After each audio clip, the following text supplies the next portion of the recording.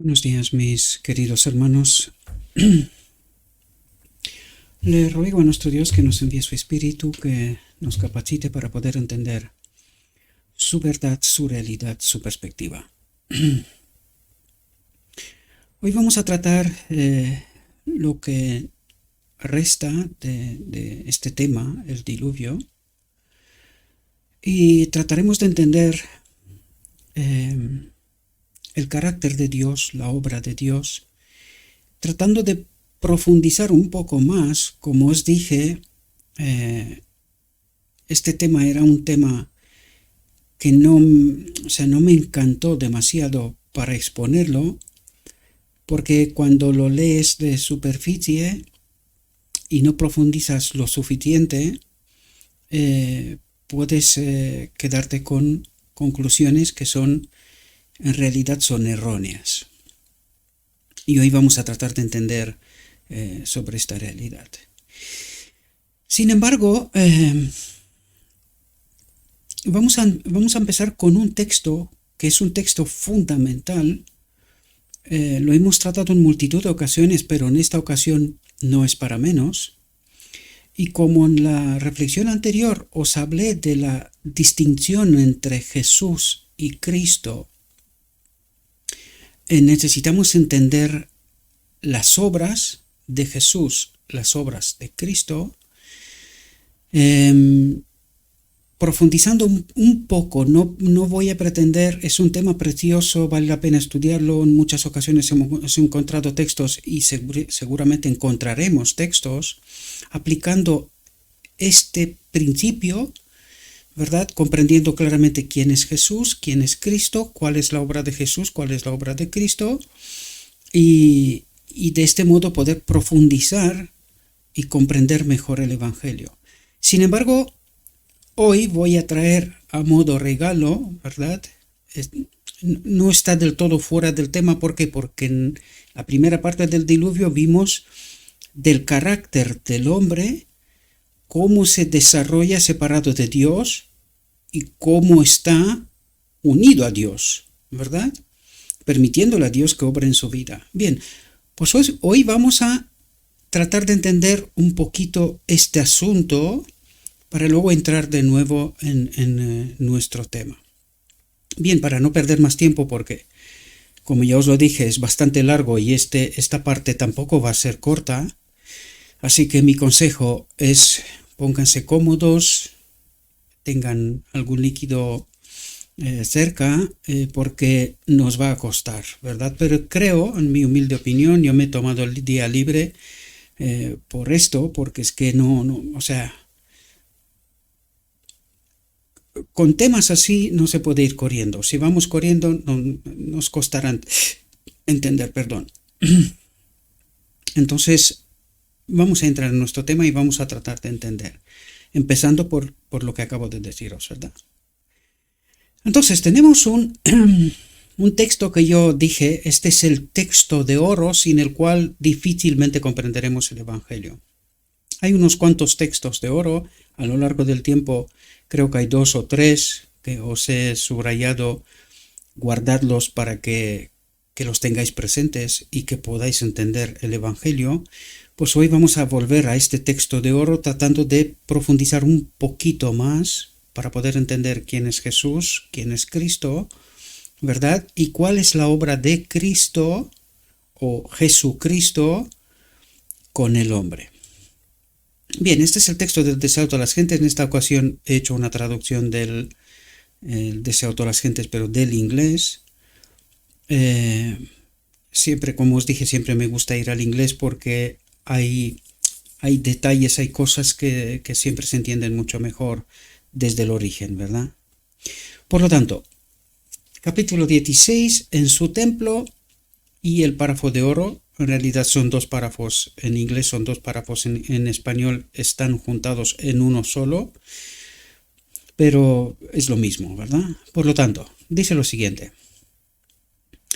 desde las edades eternas, el propósito de Dios fue que cada ser creado, desde el brillante y santo serafín hasta el hombre, fueran un templo para la morada del Creador. Esto es una cuestión tremendamente importante. Nosotros necesitamos entender una realidad. Cuando Dios creó a todos los seres creados, y ahí necesitamos entender, ¿quién es el que creó a todos los seres creados? Primero, hay detalles importantes. Necesitamos entender que el Padre y Cristo, el Hijo de Dios, son una. ¿Una en qué? En carácter. ¿Qué significa esto? El carácter es la naturaleza divina, ¿verdad?, que comparten el Padre y su Hijo, Cristo, ¿verdad? Estamos hablando antes de que venga a la tierra. Aquí estamos hablando de antes de que venga a la tierra. Por lo tanto, ¿quién sopla soplo de vida? Que es el carácter, la ley, la autoridad, el gobierno de Dios. Y ahora lo entenderemos a través del texto, es decir, todos esos elementos que acabo de decirlos, los encontramos en el primer capítulo. Empezamos en el primer capítulo y allí dijo el Padre que la presencia de Cristo allá donde esté representa la ley, el carácter, es decir, la divinidad. Y necesitamos entender esto desde la eternidad hasta la eternidad.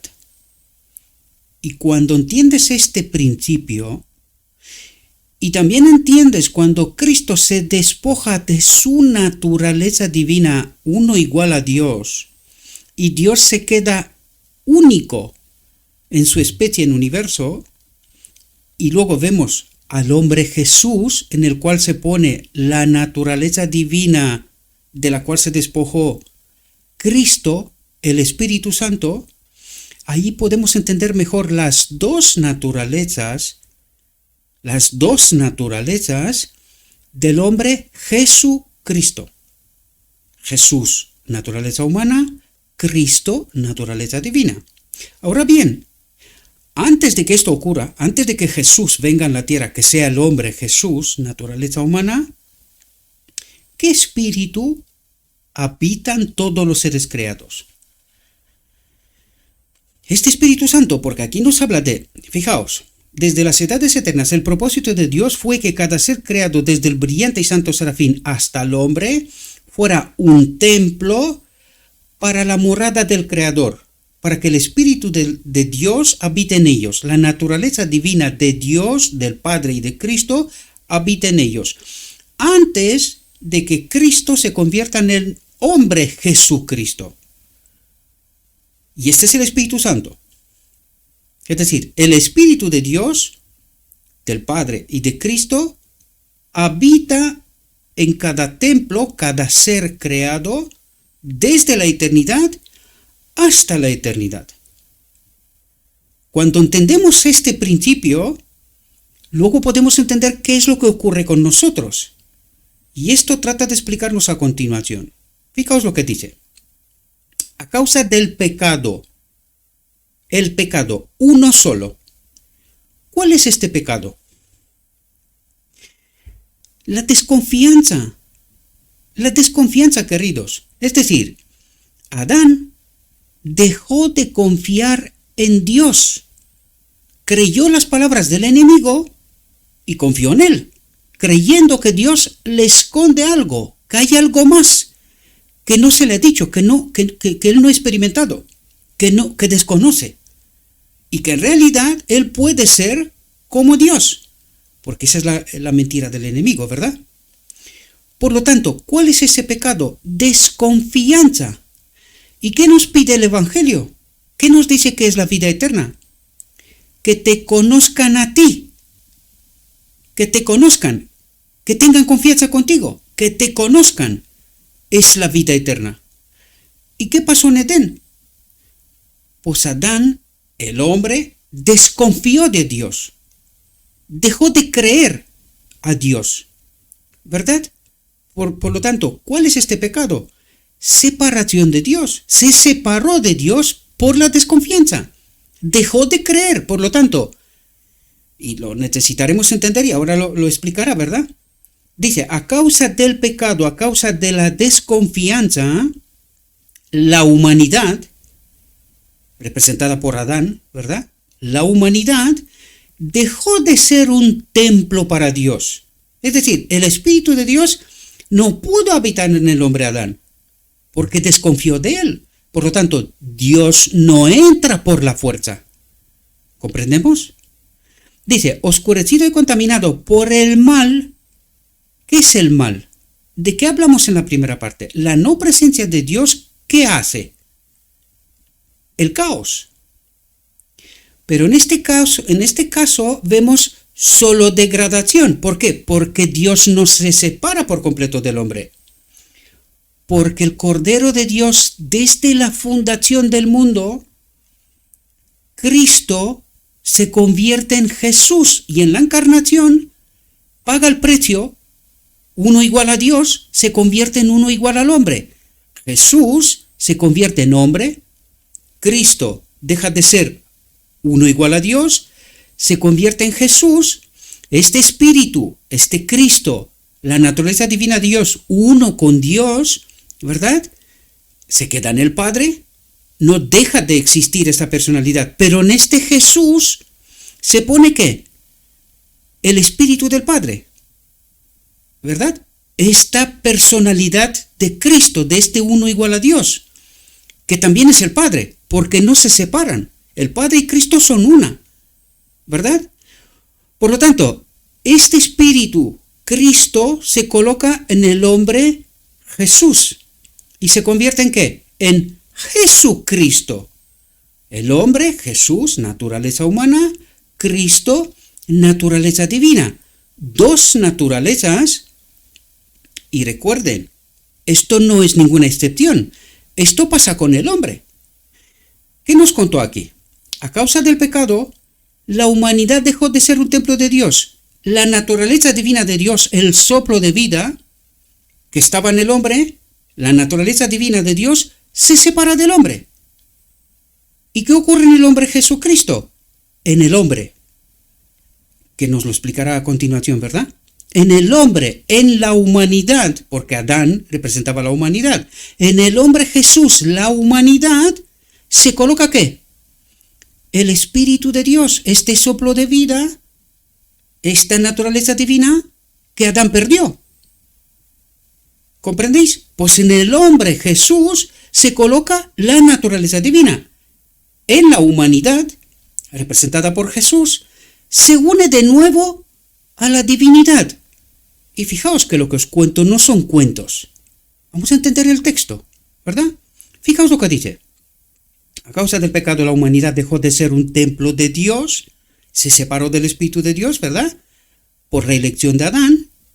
Oscurecido y contaminado por el mal, el carácter del hombre deja de funcionar en armonía con el carácter de Dios y empieza la degradación. Y eso es lo que necesitamos entender. Esto es lo que hablamos en la primera parte, ¿verdad? Nosotros lo vimos en cuanto a la naturaleza sobre todo, pero también en cuanto al carácter del hombre. ¿Por qué fue necesario el diluvio? Por la degradación del carácter del hombre, separado de Dios, ¿verdad? Por lo tanto, oscurecido y contaminado por el mal, el corazón del hombre, la mente del hombre, el carácter del hombre, dejó de revelar la gloria del divino, el carácter de divino, la ley de Dios, la autoridad de Dios, el gobierno de Dios. ¿Comprendéis? Fijaos, dice, pero con la encarnación del Hijo de Dios, Jesús, pero con la encarnación del Hijo de Dios, se cumple el propósito del cielo. ¿Cuál era el propósito del cielo? Desde las edades eternas, el propósito de Dios fue que cada ser creado, desde el brillante y santo serafín hasta el hombre, fuera un templo para la morada del Padre, del Creador, de Dios. En aquella situación, Padre y el Hijo, ¿verdad? ¿Y quién es el Espíritu que se coloca en cada templo? La naturaleza divina del Padre y de Cristo. Este es el Espíritu Santo. Para que podamos entender. No es fácil, lo sé. Por eso tenemos tanto conflicto en cuanto a este asunto. Fijaos lo que dice. Pero con la encarnación del Hijo de Dios, el hombre Jesús, se cumple el propósito del cielo Dios, ¿quién Dios? El Padre habita en la humanidad, en Cristo, en Jesús, perdón. Dios habita en Jesús. ¿Comprendemos? Dice, y mediante la gracia salvadora, ¿quién es la gracia salvadora? Cristo, uno igual a Dios, se convierte en el hombre, uno igual al hombre. Y esta naturaleza divina se coloca en el hombre Jesús. Y así se cumple el propósito eterno, que el hombre está unido a Dios. ¿Cómo nos unimos yo y tú concretamente con el Padre? A través del hombre Jesucristo. ¿Comprendemos la profundidad de todo esto?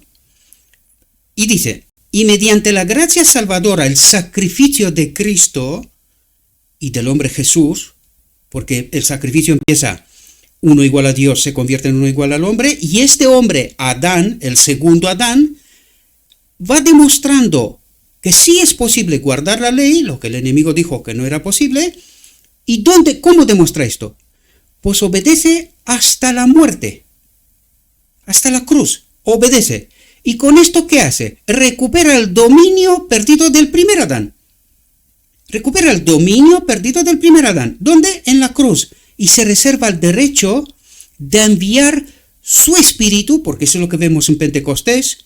Primero sube al cielo, se le aprueba la obra, dice correcto, el sacrificio es perfecto, no hay nada ni pecado, no hay nada. El cielo aprueba este sacrificio. Y en Pentecostés, 50 días después, es enviado el Espíritu, la naturaleza divina de Cristo, de la cual se despojó antes, y que está en el hombre Jesucristo. Y ahora entenderemos con los textos que vendrán, porque necesitamos entender esta profundidad, ¿verdad? No cuentos ni historias, necesitamos entender la verdad que está escrita, que está en el Evangelio. ¿Pero qué necesitamos? Discernimiento, profundidad, ¿verdad? Bien.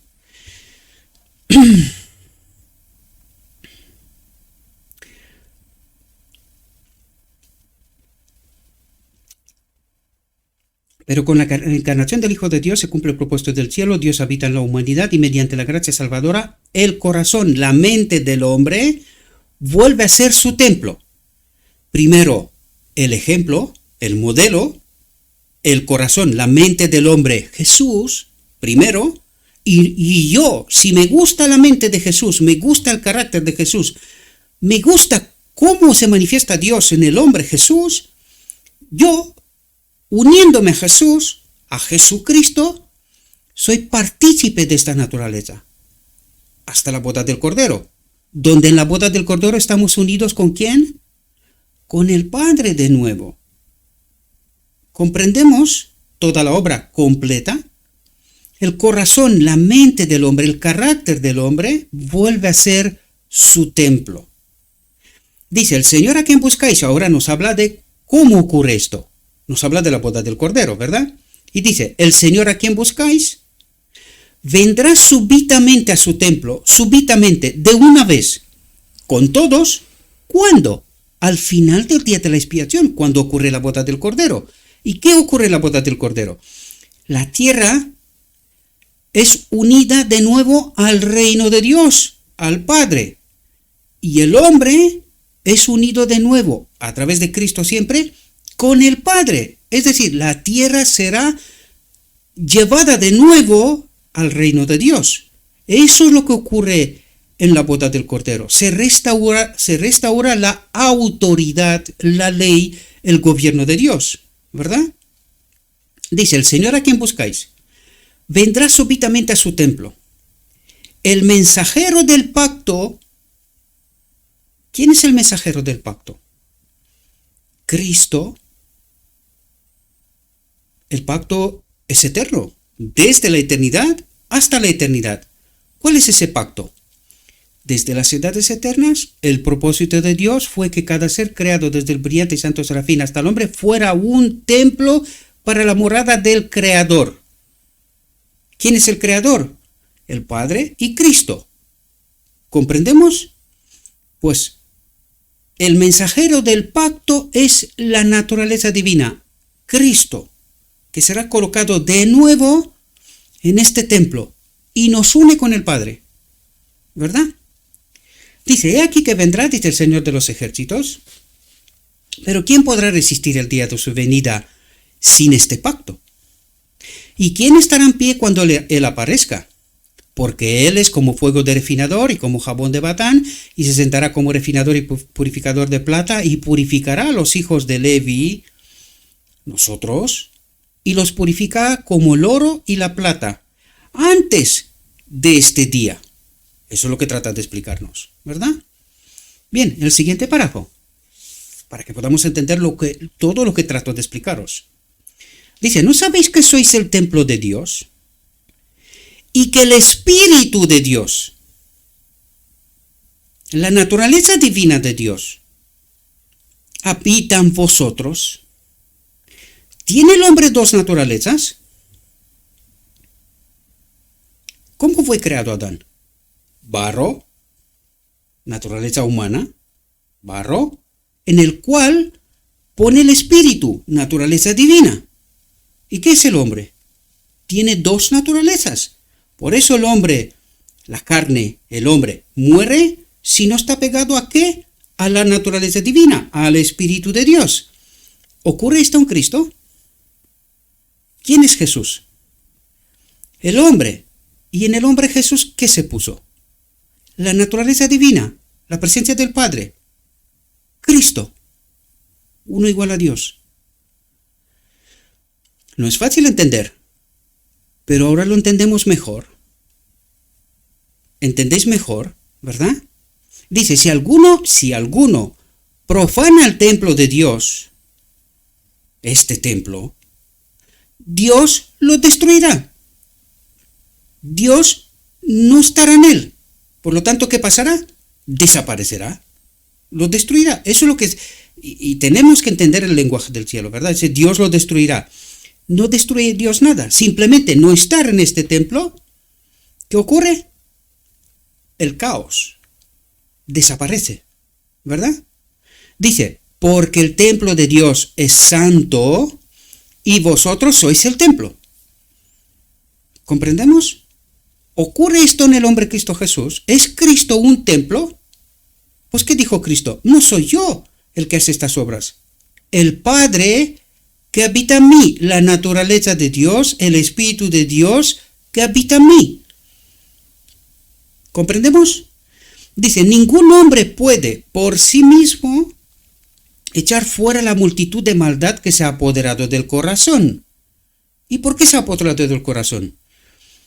Porque la presencia de Dios no está allí. Es un templo vacío, entre comillas.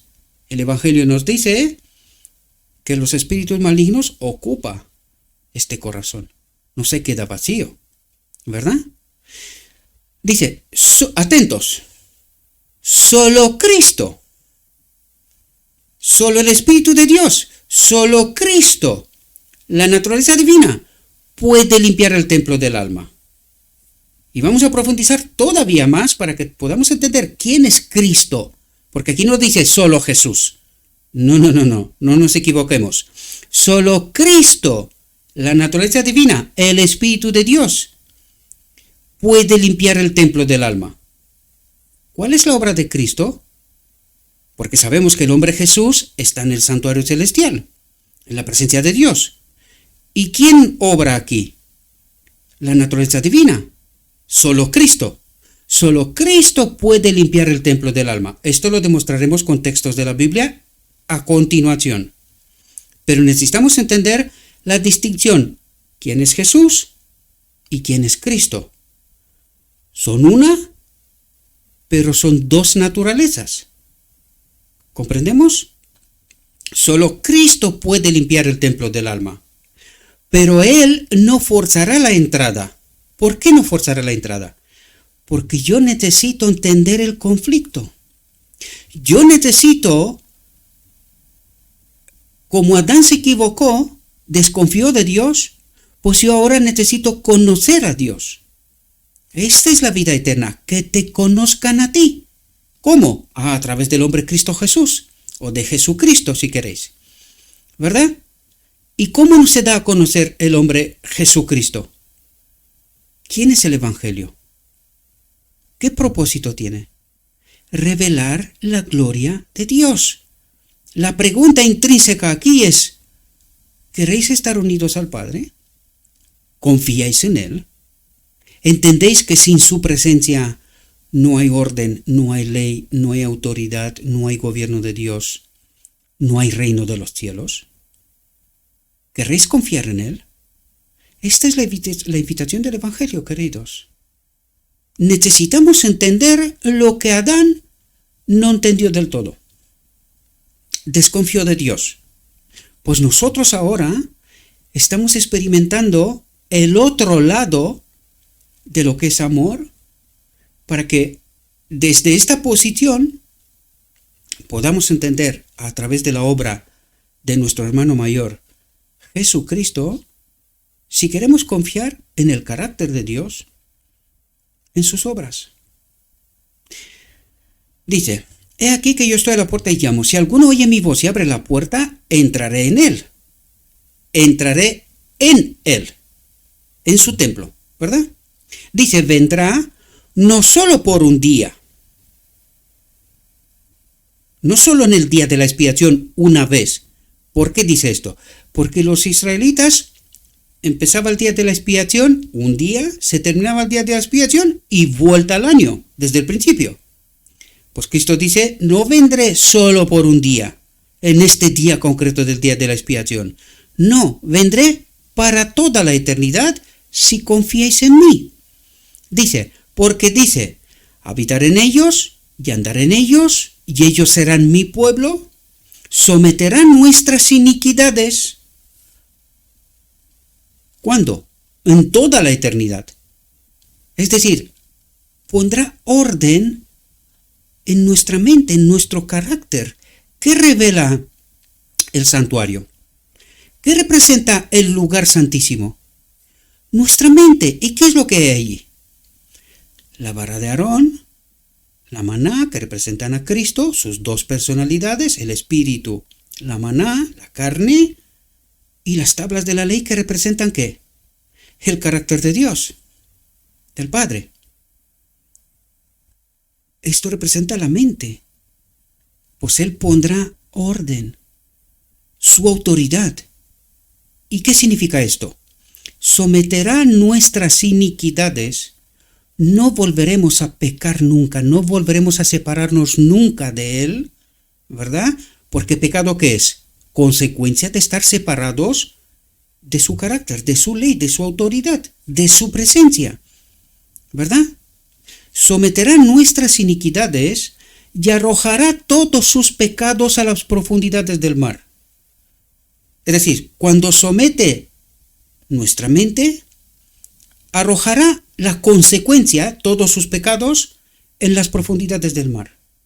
No volveremos a pecar nunca más. No volveremos nunca a estar separados del Padre, por lo tanto, no habrá consecuencia del pecado, de esta separación, sino que viviremos en perfecta armonía con el carácter de Dios, con la ley de Dios, bajo la autoridad de Dios. ¿Comprendemos? Dice, su presencia, atentos, porque eso es lo que trata de explicarnos. Su presencia limpiará y santificará el alma para que sea un templo santo para el Señor y una morada de Dios, del Padre, por medio de el Espíritu. ¿Qué es Dios? Espíritu. Vamos a profundizar un poquito más en esto. Vamos a ver qué es el Espíritu. Y fijaos, el ministerio del Espíritu Santo. Dice, para entender mejor los 7 espíritus del Señor. ¿Por qué 7 espíritus?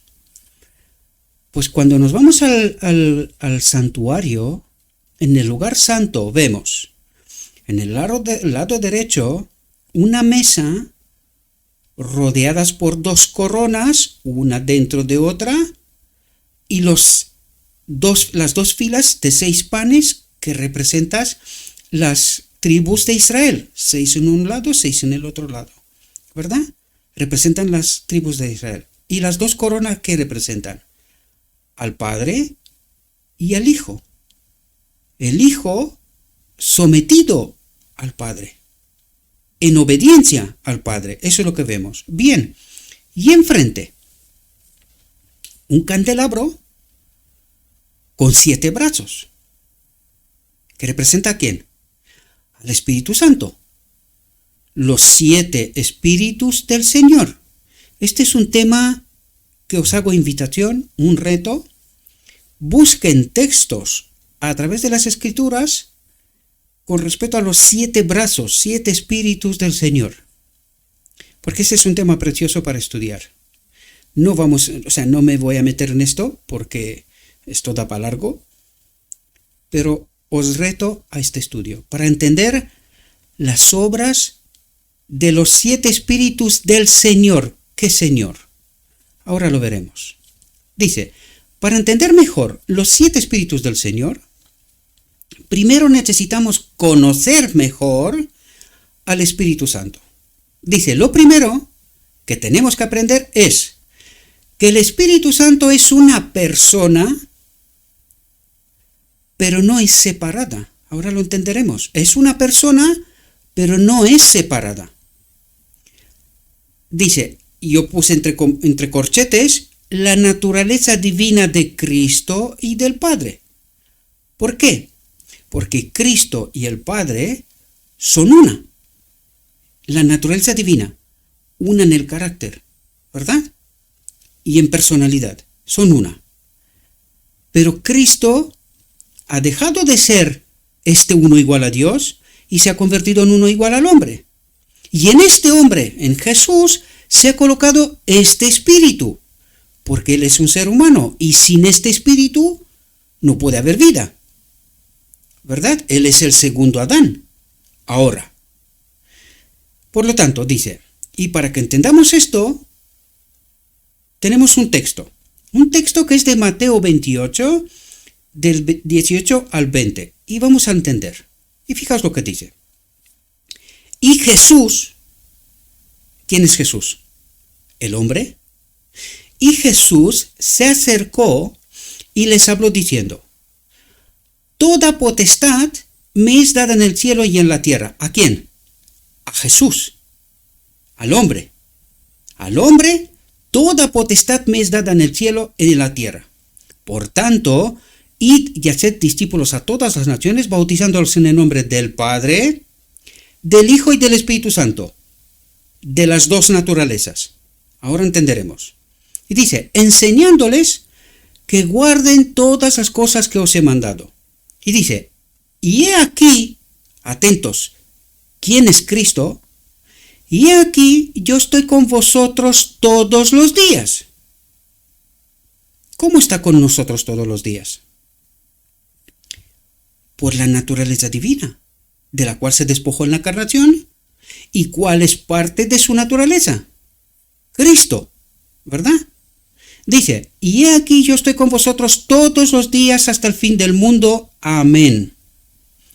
Dice, en las Escrituras vemos que el Espíritu Santo es la fuente de toda vida.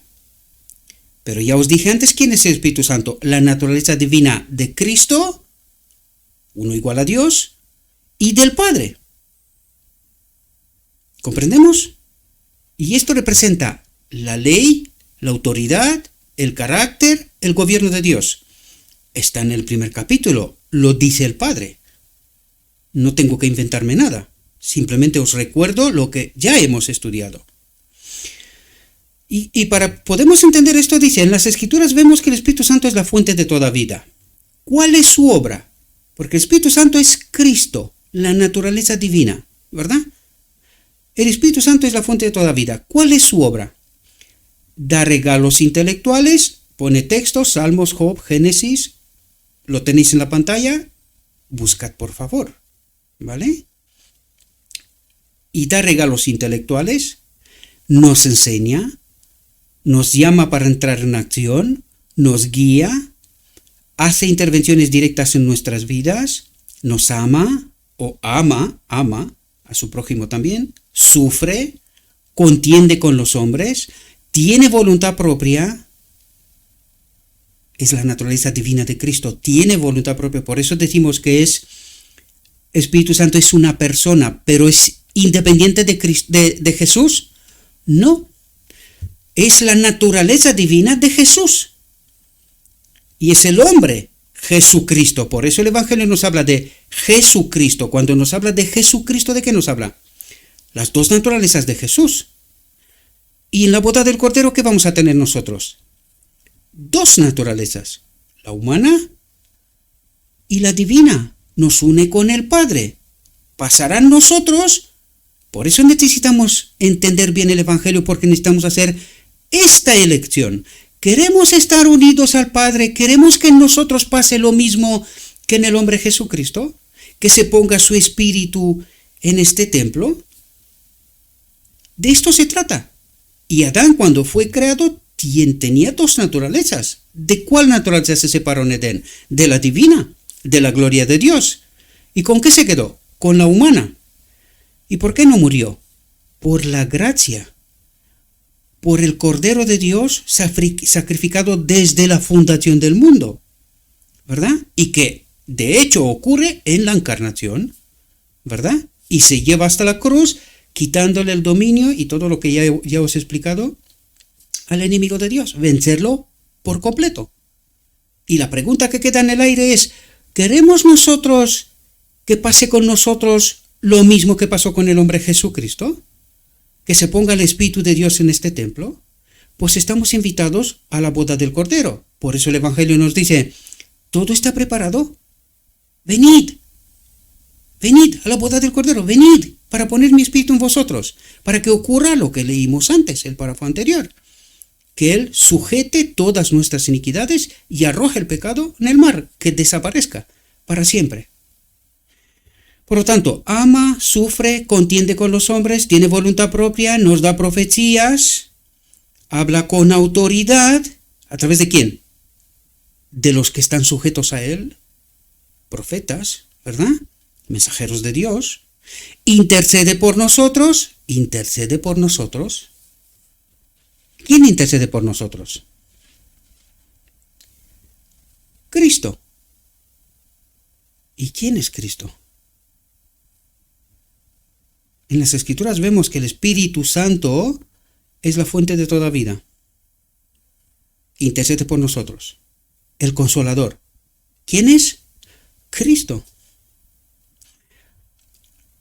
Intercede por nosotros, es un testigo, tiene convivencia con creyentes, el Espíritu Santo ha sido puesto a prueba, le han mentido. ¿Entendemos la obra? El camino de Emaús, personalizado para mí y para ti, hoy, aquí y ahora. ¿Entendemos la obra? Por eso os digo una y otra vez el camino de Emaús, porque Cristo, a través del Espíritu, se nos revela a mí y a ti. ¿Qué hacemos? ¿Entendemos esta obra? ¿O seguimos confundidos sin comprender? Bien, he tratado de explicaros lo que en la reflexión anterior os he dejado solamente con una explicación, pero que sí que se comprenda un poquito más profundo este asunto.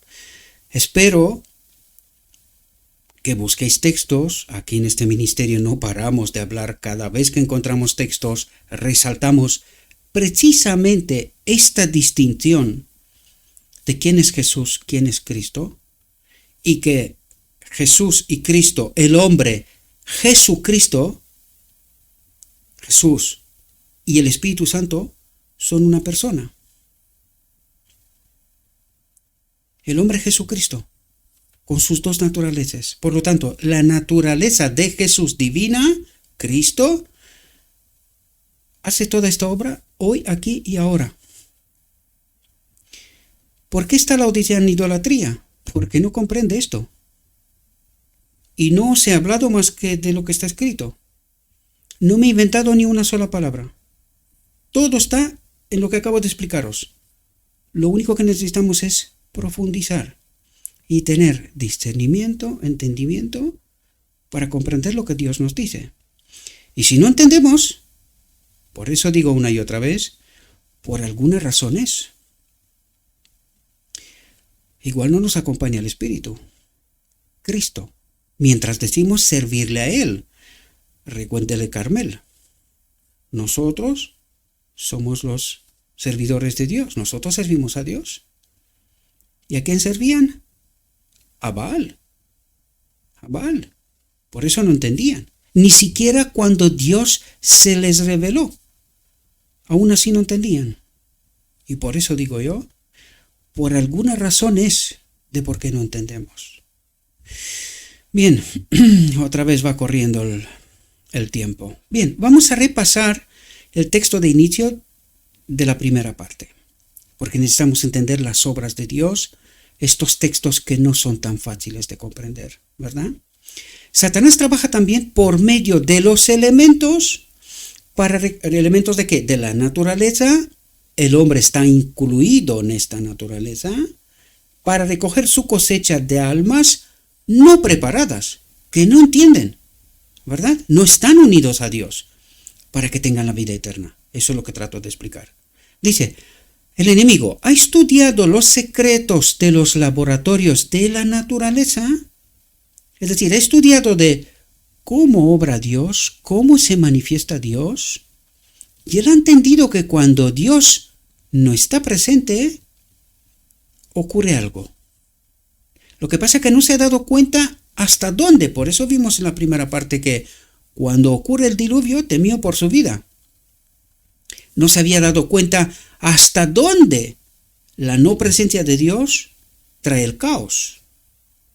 Y cuando se dio cuenta que está en peligro, arremetió contra Dios, ¿verdad?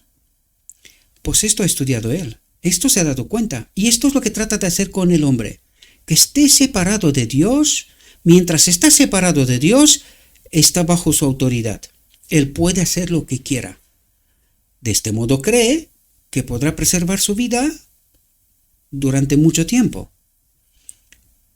Pero el diluvio es un tipo de lo que pronto vamos a experimentar, ¿verdad? Estamos ya en esto.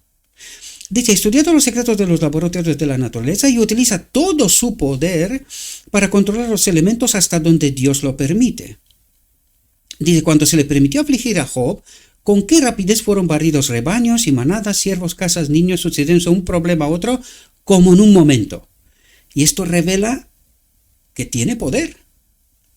Es capaz de actuar con mucha rapidez sobre toda faz de la tierra. Esto nos revela que tiene poder. Dice, es Dios quien protege a sus criaturas y las protege del poder del destructor.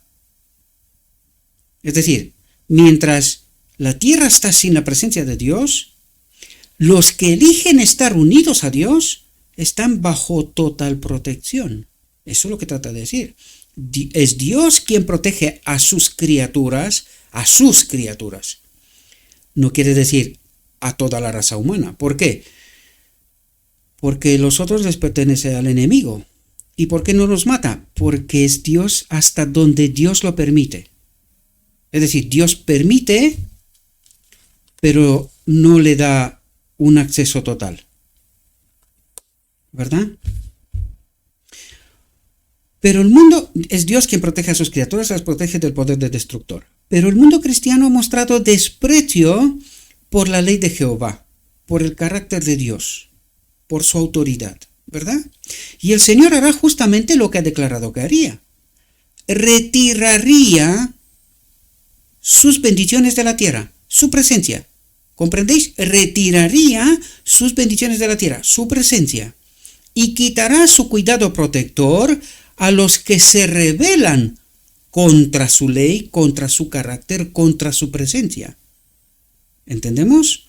Y enseñan y obligan a otros a hacer lo mismo. Satanás tiene el control de todos los que Dios no guarda especialmente.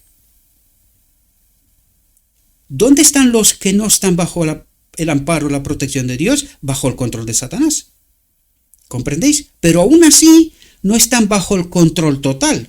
Dios permite, pero hasta donde Él permite, porque no ha llegado el tiempo final todavía, ¿verdad?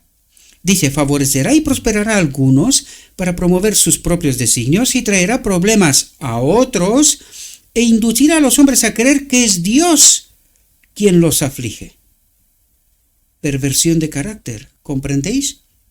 Trata de pervertir el carácter. ¿Y qué ocurre? ¿Qué obtiene con esto? Pues en medio de nosotros, algunos nos preguntamos, oye, vemos a nuestro hermano y decimos, oye, este no es tan inteligente, ni tan especial, ni tal no sé qué para que sea tan rico y que tenga tantas cosas y tal. ¿Cómo es que este está rico y yo no? ¿Entendéis la perversión de la obra? Entonces, ¿qué hacemos? A mi hermano empiezo a mirarlo con los ojos extraños. Pero luego a mi hermano rico le dice, mira qué listo soy yo, mira lo que tengo, ¿verdad?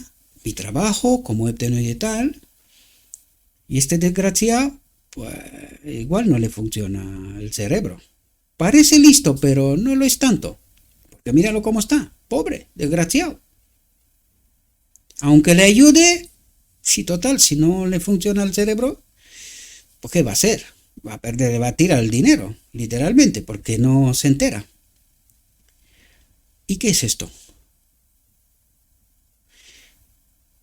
Lo que el enemigo hace es mirarnos a nosotros, algunos de un modo, a otros del otro, que estemos divididos, y que de este modo no tengamos el carácter de Dios. Porque ¿qué hace el carácter de Dios? Ama a su prójimo, a Dios, ¿verdad? Ama a Dios y a su prójimo. Y con justicia trata de mantener un equilibrio, una armonía. Alguna vez yo os expliqué cómo Israel llegó a ser Israel. Los judíos hicieron un plan, un proyecto en donde todos aportaron, compraron tierras, Jerusalén, y poco a poco empezó lo que hoy hablamos, la ocupación palestina. Compraron Jerusalén con dinero efectivo, se establecieron y poco a poco empezó a reconstruir lo que es el Israel de hoy. Los cristianos ni siquiera esta obra han entendido, aunque tampoco es de Dios, ¿verdad? Pero quiero decir, ni siquiera esto han comprendido. ¿Cómo nos miramos? Nos juntamos en la iglesia, nos abrazamos, nos decimos palabras de cariño y de lo que queramos, pero ¿nos amamos de verdad? ¿Estamos como en una familia? ¿Comprendemos las situaciones? Cuando alguien está enfermo, se les da de comer, tiene donde dormir, tiene lo que necesita en el marco de la familia. ¿Y por qué no trasladamos esto también en el marco de las familias? Para que todos, enfermos y no, preparados y menos, es decir, lograr esta armonía en la casa de Dios y tener este carácter que Dios espera de nosotros: amor y justicia. Y recuerden, sin este carácter no podemos acudir a la boda del Cordero. Los que no tienen un carácter semejante a Cristo no podrán acudir a la boda del Cordero. Yo sé que este es un mensaje que no es fácil. Yo lo comprendo perfectamente, porque alguno podrá decir, aunque no soy pobre, no soy rico, pero tampoco soy pobre. Alguno podrá decir, oh, qué fácil te es a ti, Gabriel, porque como no tienes millones, no tienes nada que repartir. ¿Y quién te ha dicho que tienes que repartir millones? ¿Podrá hacerlo Dios? Sí. ¿Lo hace contigo? ¿Y por qué? ¿Por qué lo hace? ¿Es esa la prueba de tu carácter?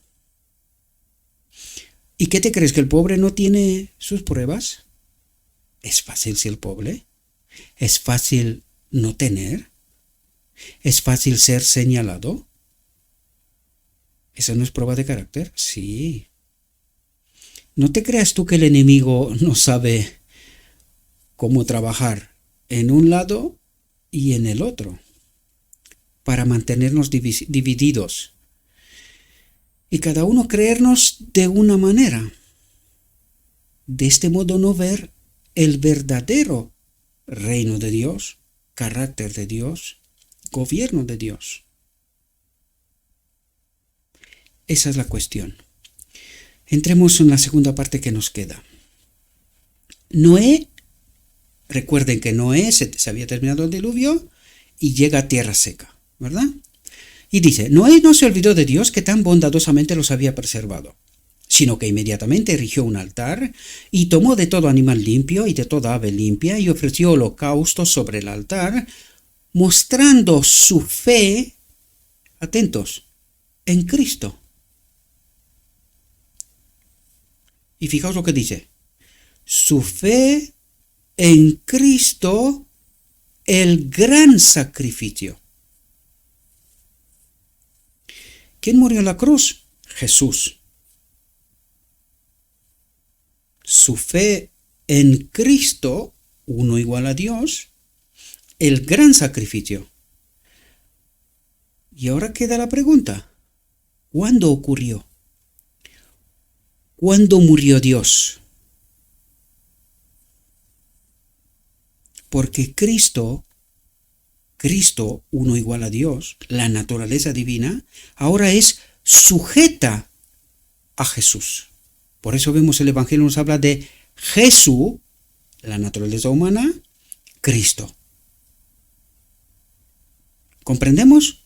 Cristo es sujeto a Jesús, a la naturaleza humana. Y a eso nos invita a nosotros, que seamos sujetos a Él y que a través de Él nos sujetemos al Padre, a su gobierno, a su autoridad, a su ley, a su carácter, a sus obras, a su presencia en última instancia. Lo leímos algunos párrafos antes. ¿Qué significa la presencia de Dios en este templo? No por nada leímos aquello, porque necesitamos entender. Y aquí dice, mostrando su fe en Cristo, el gran sacrificio. ¿Por qué dice el gran? Podría haber dicho el sacrificio. Porque Jesús, en la cruz, es el hombre, el segundo Adán, que se sacrifica.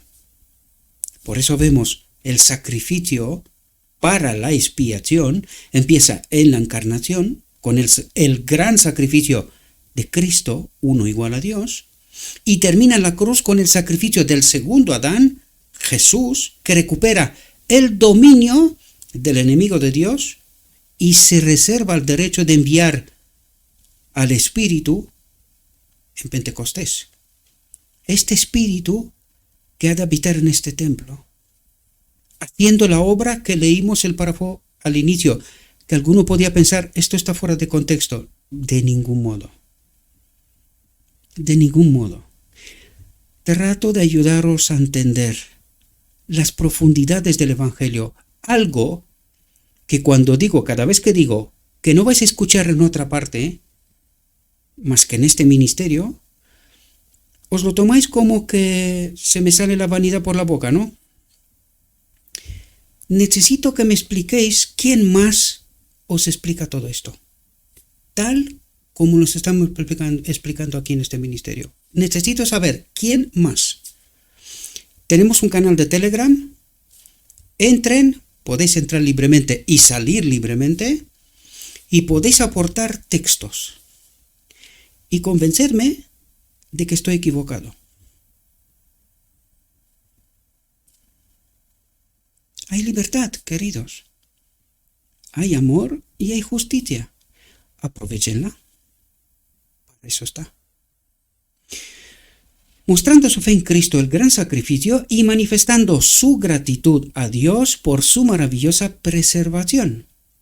La ofrenda de Noé subió ante Dios como un dulce aroma. ¿Por qué?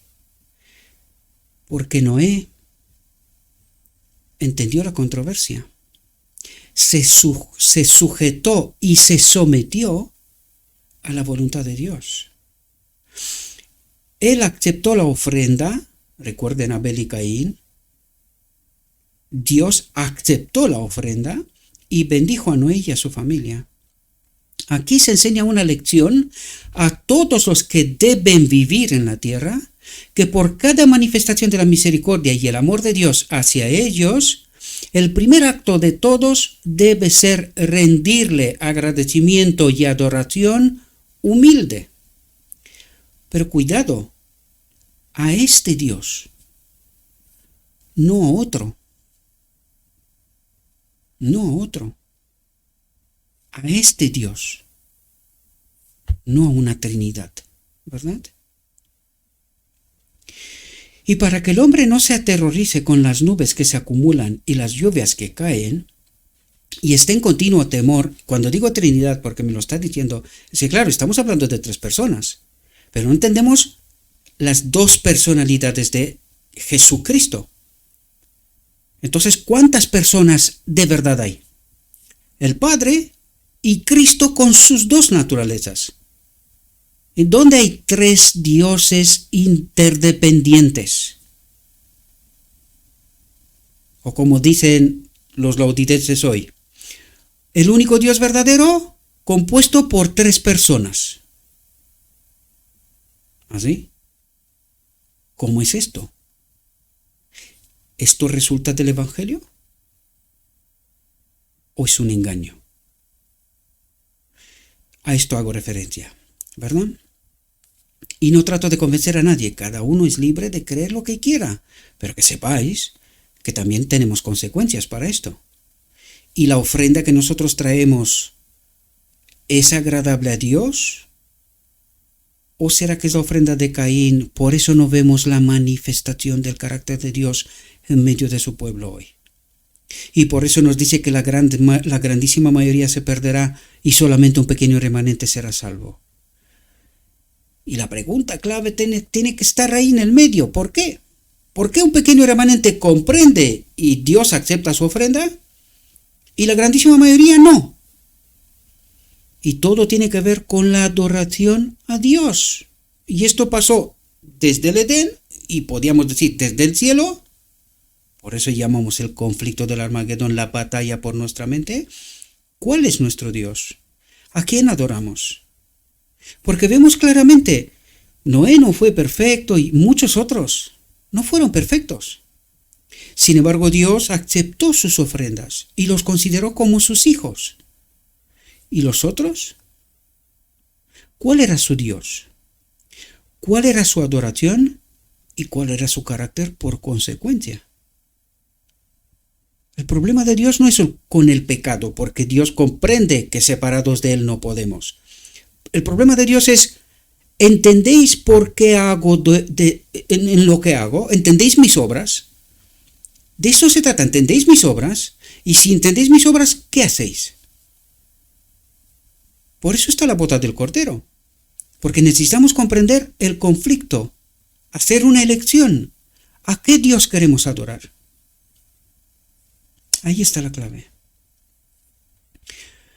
Dios anima graciosamente a la familia de Noé con una promesa.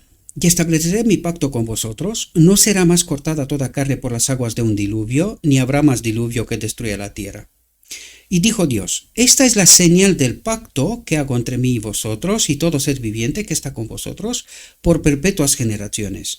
Pondré mi arco en la nube y será señal de pacto entre mí y la tierra, y sucederá que cuando yo traiga una nube sobre la tierra, el arco se verá en la nube.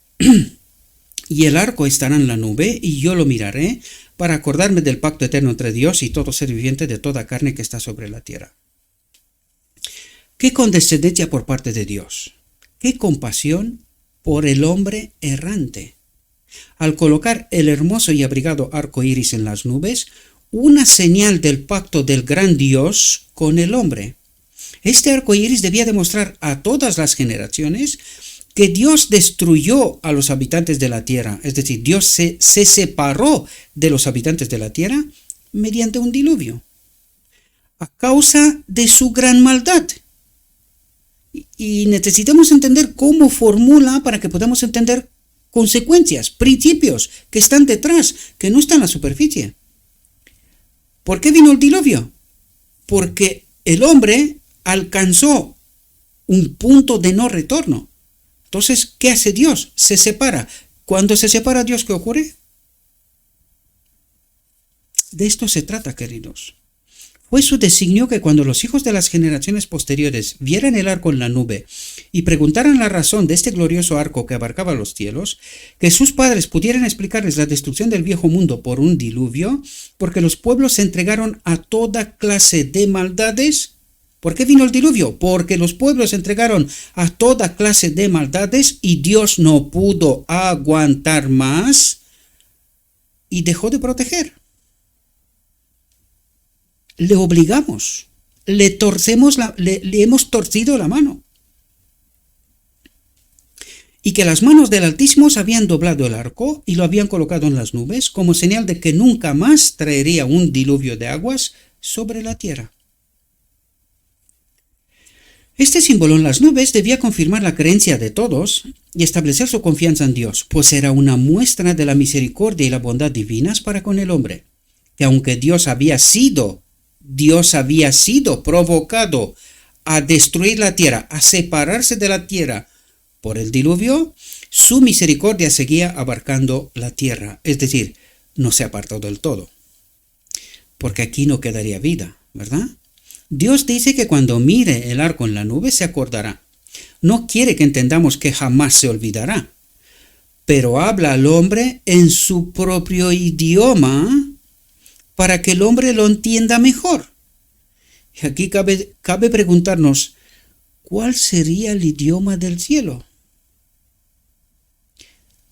¿Qué expresiones, cuánta profundidad abarca para que cuando Dios se expresa, le entiendan? Y como tiene que venir como una especie de guardería, hablar en nuestro idioma, ¿verdad? Para que podamos entenderlo. Pero este idioma nuestro tiene una pobreza de comprensión, de penetrar lo profundo, ¿verdad? Y por eso al hombre le cuesta comprender a Dios. Dice, en el cielo se le presenta un arco iris alrededor del trono, también sobre la cabeza de Cristo,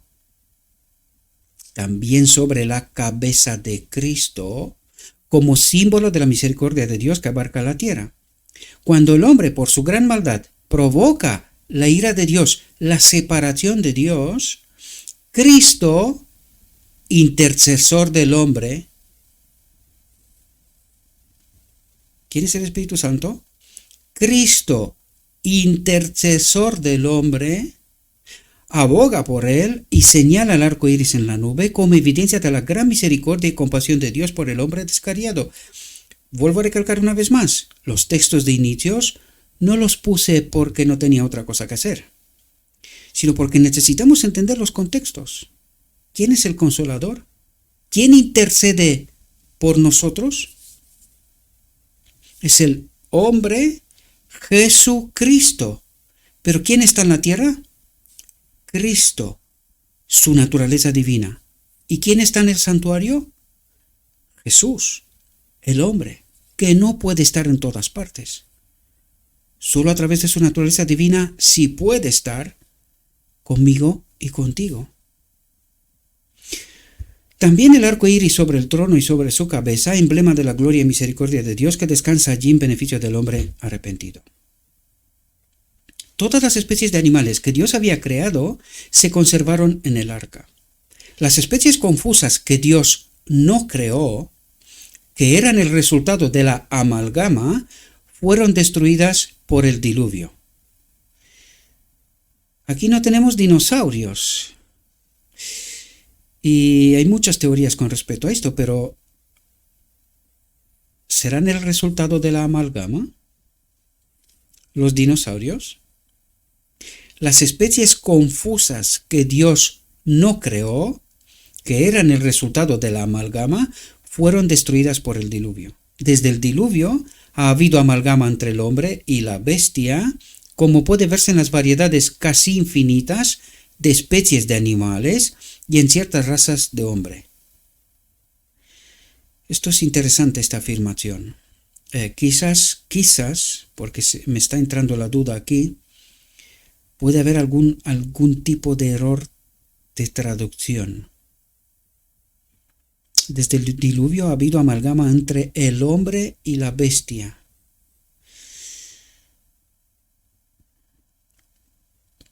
Puede ser real, porque he visto algunos vídeos de algunas cosas que encuentran por ahí en las montañas y cosas que parecen hombres pero que son bestias en realidad. Puede ser que haya pasado todavía esto, puede ser. Bien, sigamos. Después de que Noé salió del arca, miró a su alrededor a las poderosas y feroces bestias que sacó del arca, y luego a su familia, que eran 8, y tuvo mucho miedo de que fueran destruidos por las bestias. Ahora me recuerdo, perdonadme por la introducción, pero quiero tratar y profundizar sobre esto más. Me acuerdo de en los circos más antiguos, había seres humanos con pelo de animales que se parecían monos, a lobo, a cosas por estilo. Y probablemente que sea de lo que nos está hablando aquí, de amalgamas entre hombres y bestias. No lo descartaría, ¿verdad? Pero me vino en la mente y digo, puede ser que sea real incluso en nuestros tiempos, ¿no? Aunque sean más remotos, puede ser que incluso hoy día estén, pero a saber, ¿no? Si no salen a la luz, no los ves, pues no sabes que existen, pero existir debe de existir, ¿no? Pero el Señor envió a su ángel a decir a Noé: el temor de vosotros y el miedo a vosotros será sobre toda bestia de la tierra, y sobre toda ave del cielo, sobre todo lo que se mueve en la tierra, y sobre todos los peces del mar, en vuestras manos son entregados. Todo lo que se mueve os servirá de alimento, como la hierba verde os he dado todas las cosas. Dice, antes de ese momento, Dios no había dado al hombre permiso para comer alimentos de origen animal. Toda sustancia, esto debería decirnos algo a nosotros hoy, aunque casi diría yo que es una especie de misión imposible, ¿no? Comer algo que no tenga nada de origen animal, ¿verdad? Porque toda nuestra alimentación está ya entremezclada, es decir, una amalgama de, a no ser que tengas tu propia huerta y comas exclusivamente vegetal. Toda sustancia viva sobre la faz de la tierra de la que el hombre podía subsistir había sido destruida. Por lo tanto, Dios le dio a Noé permiso para comer de los animales limpios que había llevado consigo al arca. Dios dijo a Noé: todo lo que se mueve os servirá de alimento, así como la hierba verde os he dado todo. Así como antes Dios les había dado la hierba de la tierra y los frutos del campo, ahora, en las peculiares circunstancias en que se encuentran, les permite comer alimentos de origen animal. Sin embargo, vi que la carne de los animales no era el alimento más saludable para el hombre. Sobre todo diría yo hoy, ¿verdad? Toda la superficie de la tierra cambió con el diluvio. Toda la superficie de la tierra cambió con el diluvio. Y esto quiere decir que nosotros lo que vemos hoy está bastante lejano de la creación original, ¿verdad? Una tercera y terrible maldición recayó sobre ella como consecuencia de la transgresión del hombre. Y lo recalco, como consecuencia de la transgresión del hombre, de la separación del hombre de Dios, ¿verdad? Los hermosos árboles y arbustos que daban flores fueron destruidos, pero Noé conservó semillas y las llevó consigo al arca. Y Dios, con su poder milagroso, preservó vivos algunos de los diferentes tipos de árboles y arbustos para las generaciones futuras. Poco después del diluvio, los árboles y las plantas parecían brotar de las mismas rocas. En la providencia de Dios, las semillas fueron esparcidas e introducidas en las grietas de las rocas y allí se escondieron de forma segura para el uso futuro del hombre. Las aguas habían estado 15 codos por encima de las montañas más altas. El Señor se acordó de Noé y cuando las aguas disminuyeron, hizo que el arca se apoyara en la cima de un grupo de montañas que Dios con su poder había preservado y hecho que se mantuvieran firmes durante toda aquella violenta tormenta. Estos montes estaban a poca distancia entre sí, y el arca se desplazó y se posó sobre uno y luego sobre otro de estos montes, y ya no fue empujada hacia los llanos sin límites. Esto dio un gran alivio a Noé y a todos los que estaban dentro del arca. Cuando aparecieron las montañas y las colinas, estaban en una condición quebrada y áspera, y todo alrededor parecía un mar de agua agitada o de lodo blando.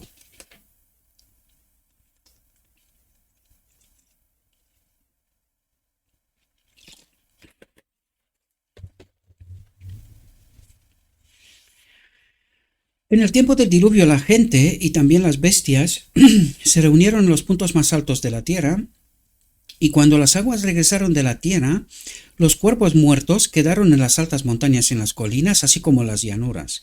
Sobre la superficie de la tierra estaban los cuerpos de los hombres y de las bestias, pero Dios no quiso que estos permanecieran sobre faz de la tierra para que se descompusieran y contaminaran la atmósfera, por lo que hizo de la tierra un vasto cementerio. Hizo que un poderoso viento pasara sobre la tierra con el propósito de secar las aguas, lo que las movió con gran fuerza, en algunos casos arrastrando las cimas de las montañas como poderosas avalanchas, formando enormes colinas y altas montañas donde antes no se veían, y enterrando los cadáveres con árboles, piedras y tierras. Estas montañas y colinas aumentaron de tamaño y se volvieron más irregulares en su forma por las colecciones de piedras, cornisas, árboles y tierra que fueron empujados sobre y alrededor de ellos. La madera preciosa, la piedra, la plata y el oro, que habían enriquecido y adornado el mundo antes del diluvio, y que los habitantes habían idolatrado, se hundieron bajo la superficie de la tierra. Las aguas, que habían irrumpido con tan gran poder, movieron las tierras y las rocas y las amontonaron sobre los tesoros de la tierra, y en muchos casos formaron montañas sobre ellos para ocultarlos de la vista y la búsqueda de los hombres. Habrá que preguntarse qué tesoros habrá bajo las montañas, ¿verdad? Que el hombre no las puede mover. Dice, Dios vio que cuanto más enriquecía y prosperaba al hombre pecador, más corrompía su camino ante él.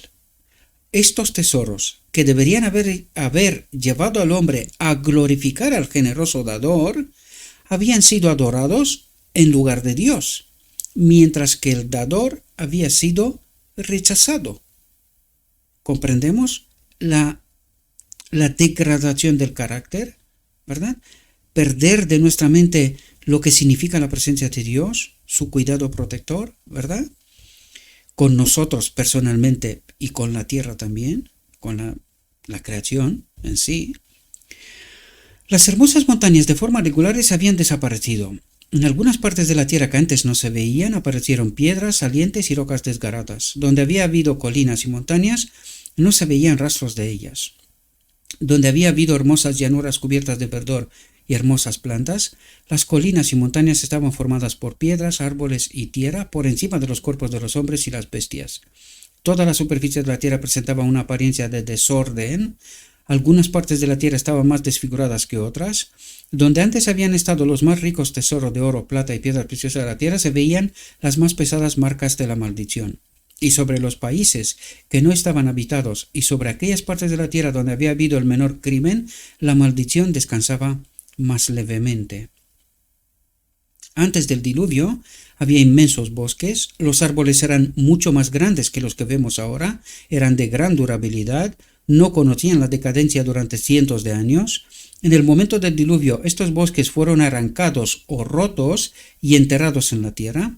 En algunos lugares, grandes cantidades de estos inmensos árboles fueron arrojados juntos y cubiertos con piedras y tierra por las conmociones de la inundación. Desde entonces se petrificaron y se convirtieron en carbón, lo que explica los grandes yacimientos de carbón que se encuentran actualmente. Este carbón ha producido petróleo. Dios hace que grandes cantidades de carbón y petróleo se enciendan y ardan. Las rocas se calientan intensamente, la piedra caliza se quema y el mineral de hierro se funde. El agua y el fuego bajo la superficie de la tierra se encuentran. La acción del agua sobre la piedra caliza añade furia al intenso calor y provoca terremotos, volcanes y emisiones de fuego. La acción del fuego y del agua sobre los salientes de las rocas del mineral provoca fuertes explosiones que suenan como truenos apagados. Estas maravillosas exhibiciones serán más numerosas y terribles justo antes de la segunda venida de Cristo y del fin del mundo, lo que nos dice que aquí habrá caos. Otra vez, por eso vemos el diluvio, un tipo. Y ahora nuestra realidad, ¿qué nos dice? Por eso vemos volcanes y ciudades arrastradas y gente que muere, inundaciones, en fin. Nosotros decimos la naturaleza se revela, pero en realidad ¿qué nos dice Dios? Que Dios se retira de la tierra, ¿verdad? Por lo tanto, ¿qué ocurre? Que no hay cuidado protector, cada vez hay menos, ¿verdad? A excepción de los sellados, porque para eso están sellados, ¿verdad? Dice, el carbón y el petróleo se encuentran generalmente allí donde no hay montañas ardientes ni cuestiones de fuego. Cuando el fuego y el agua bajo la superficie de la Tierra se encuentran, las emisiones ardientes no pueden dar suficiente salida a los elementos calentados que hay debajo. La tierra se convulsiona, el suelo se agita y se elevan olas o marejadas, y hay fuertes sonidos como truenos bajo la tierra, el aire se calienta y es sofocante. La tierra se abre rápidamente y vi pueblos, ciudades y montañas en llamas arrastrados juntos a la tierra. ¿Qué ocurre cuando un volcán irrumpe? Pues esto mismo, pero quiere decir que con mucha mayor intensidad, ¿verdad? Dios cada vez con mucha mayor intensidad. Dios controla todos estos elementos, son sus instrumentos para hacer su voluntad, los llama a la acción para servir a su propósito. Estos elementos de fuego han sido y serán sus agentes para borrar de la tierra ciudades muy malvadas, como Core, Datán y Abiram, bajan vivos a la fosa. Aquí hay mucho más de lo aparente, porque aquí necesitamos entender que hay las dos obras, las obras de que Dios se aparta, por lo tanto el cuidado protector ya no está, que ocurre el caos, ¿verdad? El desorden, pero también hay que entender las obras de la iniquidad. Por ejemplo, como Core, Datán y Abiram bajan vivos a la fosa.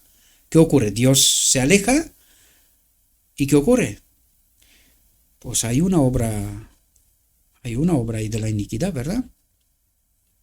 Alguien maneja los laboratorios de la naturaleza. Nos lo dijo desde el principio, ¿verdad? Dice, estas son evidencias del poder de Dios. ¿Pero en qué sentido? ¿Evidencias de que Dios destruye? ¿O evidencias de que cuando Dios no está, ocurre lo que ocurre?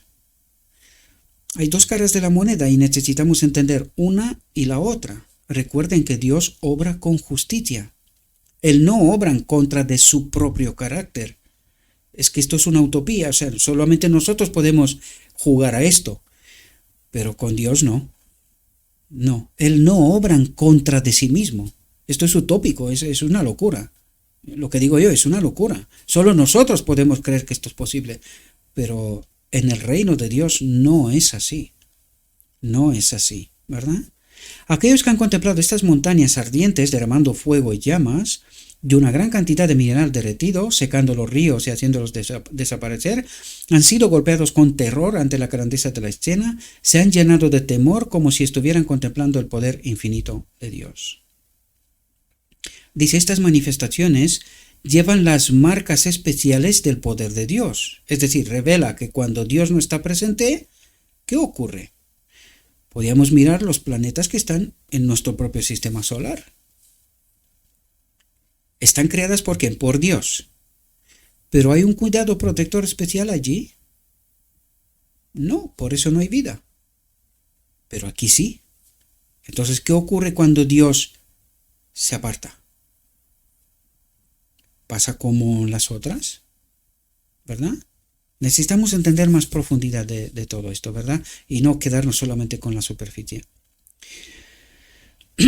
Estas manifestaciones llevan las marcas especiales de poder de Dios y están diseñadas para hacer que los pueblos de la tierra tiemblen ante Él y para silenciar a aquellos que, como el faraón, dirían con orgullo, ¿quién es el Señor para que yo obedezca su voz? Aquí quiero pararme un segundo y recordaros algo.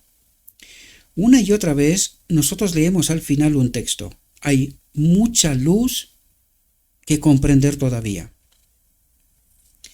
Pues apliquémoslo.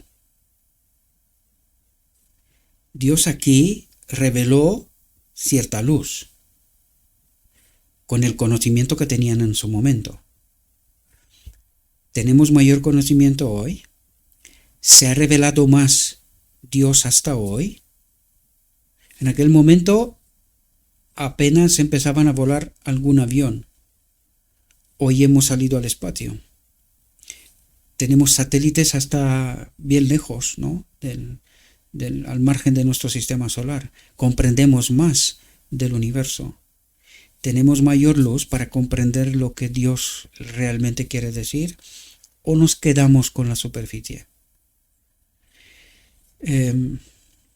Profundicemos, ¿verdad? No trato de convencer a nadie, no tengo ningún interés. Simplemente quiero atraer la atención que cuidado cómo entendemos esto. Porque si creemos que nuestro Dios es destructor, entonces ¿quién va a poner orden? Si el enemigo es destructor y Dios también, aquí hay algo que es un poquito raro, digo yo, ¿verdad?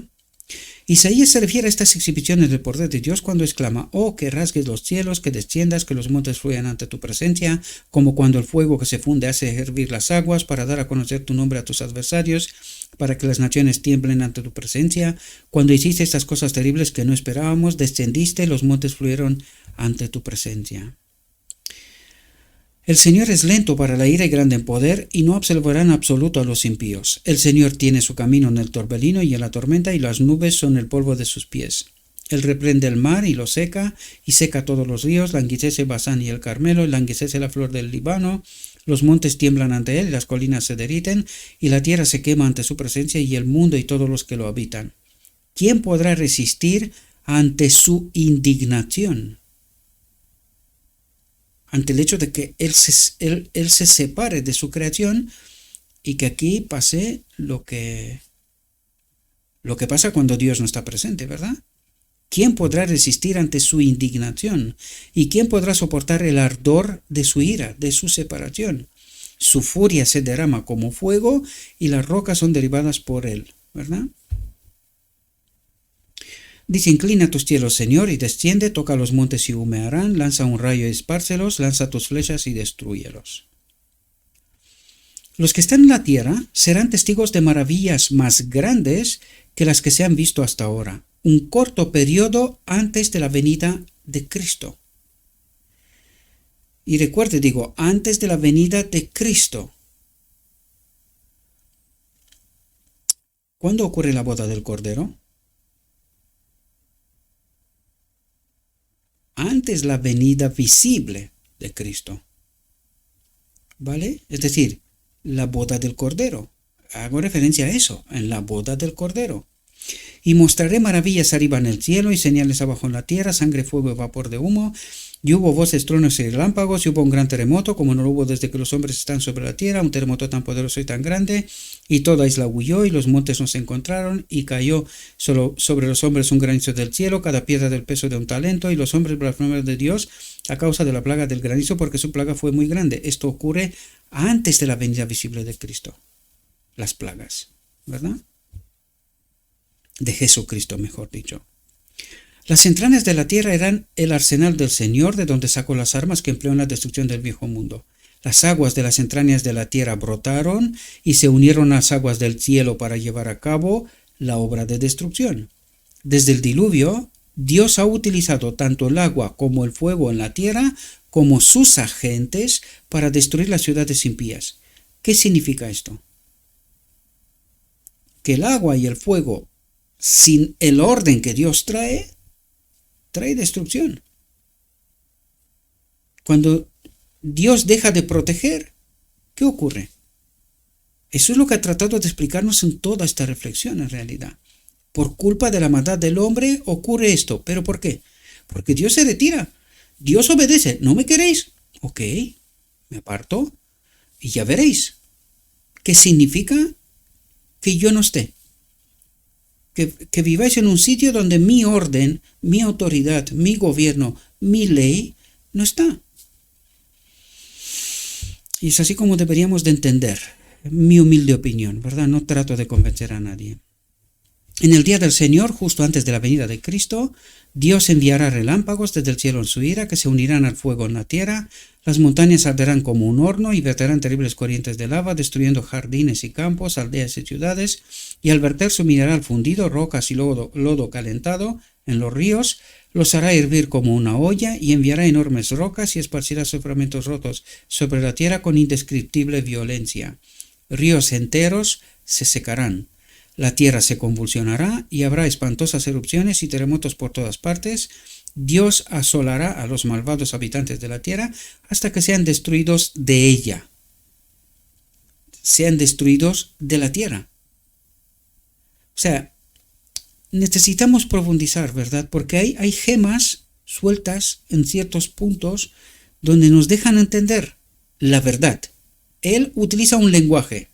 Por eso os decía yo que hablando con Dios, Señor, ¿cómo voy a presentar tu carácter cuando tú estás hablando de este modo? ¿Cómo te van a entender la gente? Porque la gente se pega, primera capa, pues no, si está escrito así. De hecho, en una conversación que tuve con alguien, me dijo, no, pero si está escrito así, hay que entenderlo así. ¿Seguro? Porque en el Antiguo Testamento hasta nos llamamos a matar a la gente. ¿Es así como tenemos que entender? Cuidado, por eso digo, cuidado con el lenguaje. Hay que entender cuando Dios habla, cómo se expresa, qué quiere destacar, ¿verdad? Los santos son preservados en la tierra, atentos, porque lo está diciendo. En medio del caos, la tierra se convulsionará, dice, la tierra se convulsionará y habrá espantosas erupciones y terremotos por todas partes. Dios asolará a los malvados habitantes de la tierra. ¿Cómo que los asolará? ¿Qué nos dice el Apocalipsis?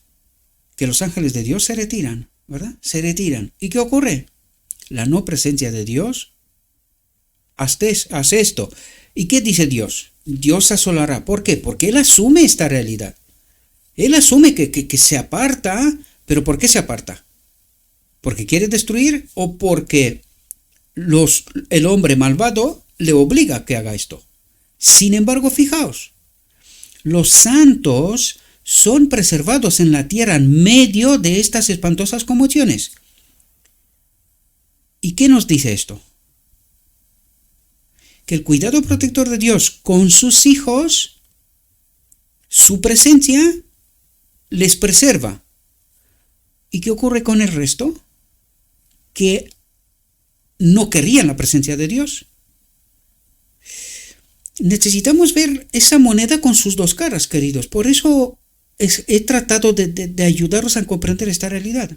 ¿Cómo que a los santos son preservados en la tierra en medio de esas espantosas conmociones, como Noé fue preservado en el arca en el momento del diluvio? Es decir, la presencia de Dios en este templo garantiza seguridad, vida eterna. ¿Y los que no? La no presencia de Dios, ¿qué ocurre? El desorden, el caos, destrucción. Eso necesitamos comprender bien. Aquí se termina la reflexión, mis queridos hermanos. Y ese texto, no se olvide de él, queridos, porque necesitamos entender el verdadero carácter de Dios. Por eso está aquí este texto, porque necesitamos entender en todo contexto esta realidad. Todavía hay mucha luz, mucho entendimiento. Necesitamos salir de la caja, pensar, profundizar. ¿Por qué Dios se expresa como se expresa? ¿Por qué Dios obra como obra? Sin embargo, sus hijos están protegidos en medio del caos. ¿Y eso qué significa? Pues esto necesitamos comprender el verdadero carácter de Dios. Todavía hay mucha luz que debe brillar de la ley de Dios y del Evangelio de la justicia. Este mensaje, entendido en su verdadero carácter, y proclamado en el Espíritu, crecerá hasta alcanzar una importancia tan grande como apenas soñáis e iluminará la tierra con su gloria. Le ruego a nuestro Dios, mis queridos hermanos, que envíe su Espíritu, que nos capacite, que nos dé discernimiento, que podamos entender el verdadero carácter de Dios. Porque, queridos, los 144,000 han de revelar el verdadero carácter de Dios con su espíritu. Con su espíritu. En medio del caos, Dios protege a sus hijos. ¿Qué significa esto? Habita en este templo. Y con este espíritu hemos de proclamar su carácter, su evangelio. Le ruego a nuestro Dios que nos envíe, que nos capacite su espíritu, que nos capacite, que podamos entender su verdad, su realidad, su perspectiva. Que hagamos nuestra elección y que nos unamos al cuarto ángel que iluminará la tierra con su gloria. Os deseo, mis queridos hermanos, que tengáis un próspero día y en todo lo que he dicho, os lo he dicho en nombre de Cristo Jesús. Amén.